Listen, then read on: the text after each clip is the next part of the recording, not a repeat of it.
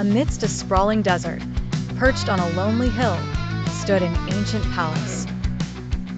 Five friends, Adam, Zane, Layla, Ryan, and Sarah, were on a desert trek when they stumbled upon this captivating structure.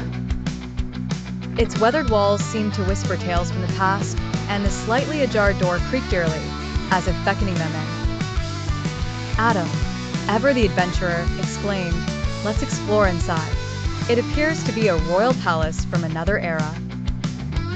As they crossed the threshold, a gust of cold wind swept through, hinting at mysteries nestled within. Dimly lit by ancient chandeliers, shadows danced across the walls. Zane noticed fresh footprints in the sand, confirming recent human presence. Layla remarked, "This place doesn't seem abandoned. Look, who is that?" In a distant corner, an old cabinet swayed, and suddenly, a small silhouette flitted past.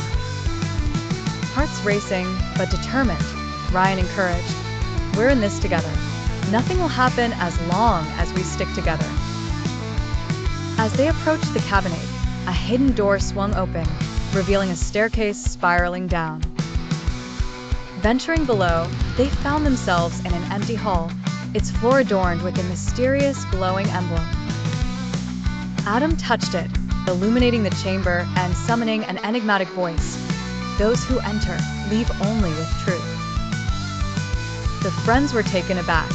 The voice then posed them riddles, coaxing them to reveal their hidden truths. Those who attempted deceit felt a sudden chill from the depths of the hall.